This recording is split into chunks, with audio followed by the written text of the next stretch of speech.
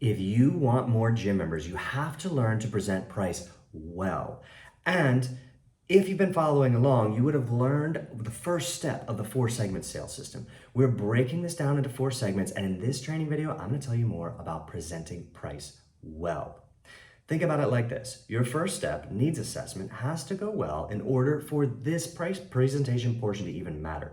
So if you haven't watched that, I will make sure that I link to that video at the end of this one. So at the end, you'll be able to go back and see the video on needs assessments. The second thing that you will do is present price well. The third thing that you will do is handle or embrace objections. The fourth thing that you need to do well is onboarding for retention and referrals. So let's talk a little bit about step number 2, presenting price well. Let me tell you a little bit about what you don't want to do first. Most businesses in the fitness industry start like this. Well, I've got this price for membership and this price for membership and this price for membership. Maybe 3 different options. Maybe it's about length of commitment or frequency of use or options included in the membership, right? All of those types of things for gym or studio memberships exist in the beginning.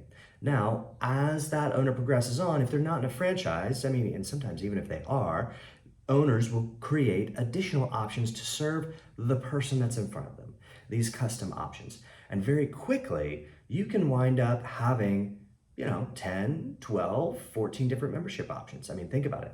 Here's our 1-year commitment, paid month by month. Here's our 6-month commitment, paid month by month. Here's our month-to-month membership. Oh, and by the way, if you want to pay a year in full, here's the other price for that. Oh, and if you just want to come 3 times a week, here's the price for that. If you just want to come twice a week, here's the price for that. If you want to come for just a single month all by itself, here's the price for that. If you want to pay for a drop-in class, just one single class, here's the price for that. If you want to pay for a drop-in workout and you want to buy 5 of those, here's the price for that, and so on and so forth, and it can become confusing.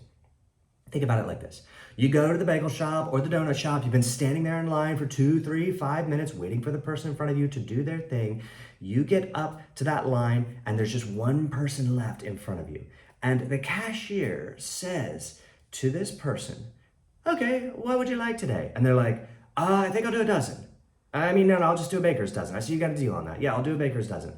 And they're like, okay, well, what would you like? And they're like, well, I want this one, and I want that one, and maybe 2 of those, and I don't know, I think maybe we just need some gluten-free, right? And then they just go through this long decision process. What can happen is the more options someone has, the harder it becomes for them to make a decision. Why is this? Well, there is a part of our brain that makes decisions about things like this. Is this a threat or is this not? And when we're encountering a situation where we might start into something new, this old instinctual, some people call it the croc brain or the lizard brain, you'll hear it referred to sometimes, but this instinctual level of our survival instincts is hardwired into us, and it's active when we're thinking about doing something different than what we've done in the past. Now, this part of our brain is, for lack of a better term, lazy. It doesn't want to process a lot of things. It doesn't want to deal with a lot of options. And so rather than deal with a lot of options, it will have the person say, you know what, that's really good. I just need to think about it. That is this deep instinctual part of the brain shutting this person's cognition down and saying, you need to distance yourself from this, make a little space. It's not safe to do something new. And that piece of the brain is just unwilling to filter many, many options. So the less options you have, the less often you will hear, I need to think about it. Why? Because there's less to think about. But really why is because you're not causing that instinctual level of the brain to shut down all the processes.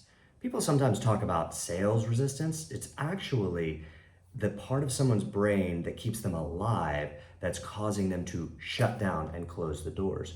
It's this part of the brain quite often.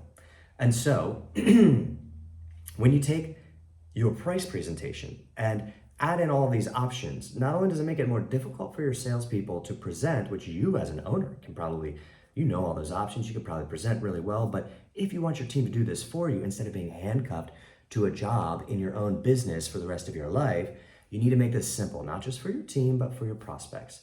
So 1 membership option, 2 membership options, 3 membership options at the very most. My preference is to offer 2 membership options. That way I can say, if you were to get started in a place like this, would you lean towards option A, or do you think option B might be better for you? Now, this doesn't mean that you can't have some backup options, like if you need to offer something that's a short-term membership or a limited membership instead of an unlimited membership, or maybe a year in full as an upsell, right? Like those things are fine. But when you can have them secondary in your price presentation, create ideally 1 to 3, and in my opinion, 2 of the best options, the options that make the most sense for the majority, the average, the 70 or 80% of the people who come in through the doors, that make the most sense for them and for your business. So quite often, these are 2 different unlimited membership option plans. Now, last thing that I'll say about this before we transition out of this training is that when you present price and you present your 2 clean options, if you were to join at a place like this, would you lean towards option A or would you lean towards option B? If you get a no, then of course you can move on to your backup options after you figure out why one of those options doesn't make sense, right? Make it simple for that first decision, very, very easy for the instinctual part of someone's brain. Before you ask them which option they're interested in leaning towards, it's a great idea to tell them a little bit about the terms of the membership. And some of the terms that I like to present are all terms that help people feel secure in making a decision. And you can list 2, 3, 4, 5 terms out in a way that helps them feel safe moving forward. That's this instinctual lizard croc brain part of someone's mind. It wants security, it wants safety, and that'll make it easier for your prospects to make a decision. Simplify the decision-making process and you will get more sales, especially with leads that are coming in from ads because they're earlier on in the buyer's journey. Remember to do your needs assessments well. And if you haven't watched the video on how to do a needs assessment well, none of this actually matters. So I'll link to that needs assessment video probably right here. And you can go back and watch step 1, needs assessment. This has been step 2, price presentations for having more members. And I'm going to tell you a little bit in the next video about how to deal with objections. And I like to call it embracing objections because there's a particular process for doing this well that I find results in a lot of membership sales and incredible retention. When someone shares an objection with you, like I want to think about it, I want to talk with my spouse about it, it costs too much. Well, quite often those people are sharing that thing with you because they're interested in your support and help in processing this issue, in dealing with it. Let me show you what it looks like if they're not interested in your membership.